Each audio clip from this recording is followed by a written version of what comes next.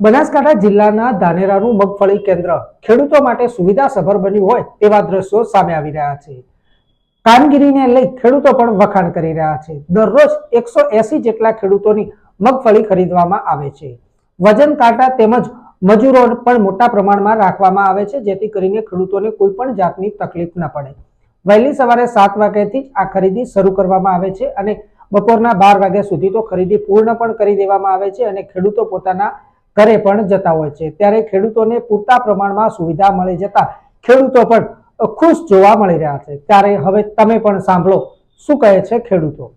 મોટા મોટાથી સવારના 7 વાગે આવ્યા છે અને સારી વ્યવસ્થા છે મગફળીમાં, ચા પાણીમાં બધી, અને કોઈ પણ તકલીફ થતી નથી અને 12 વાગે નંબર આવી ગયો અને કોઈ ખેડૂતને ઝગઝટ નથી। વહીવટ સારો, તોલવામાં કોઈની ચા પાણી બધી વ્યવસ્થા સારી છે, કોઈ ઝગઝટ નથી, મને સારો મળે।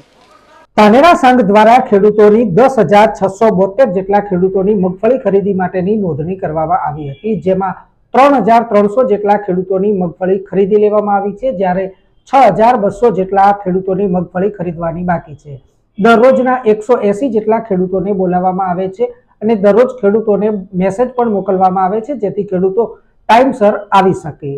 ખેડૂતોની મગફળી ખરીદતા ખેડૂતોને પૂરતા પ્રમાણમાં સુવિધા મળી રહેતા ખેડૂતોમાં પણ ખુશીનો માહોલ જોવા મળી રહ્યો છે। તો બીજી તરફ 11 ફેબ્રુઆરી સુધી આ તમામ ખરીદી પૂર્ણ કરી દેવામાં આવશે તેવું પણ સંઘના માસુમભાઈ ચૌધરીએ જણાવ્યું હતું।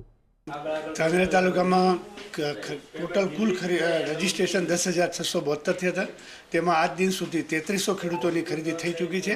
બાકીની 6500-6700 ખેડૂતો જે બાકી છે તે આવનારા દિવસોમાં ખરીદી પ્રક્રિયા પૂર્ણ કરવામાં આવશે અને સરકારશ્રી મારફત ખરીદીની છેલ્લી તારીખ 11 ફેબ્રુઆરી જાહેર કરવામાં આવી છે। સારી કામગીરી અને ખેડૂતો પરેશાન ન થતા ખેડૂતોમાં પણ ખુશીનો માહોલ જોવા મળી રહ્યો છે અને ખેડૂતો સંઘ અને સરકારના આયોજનના વખાણ કરતા થાકતા નથી।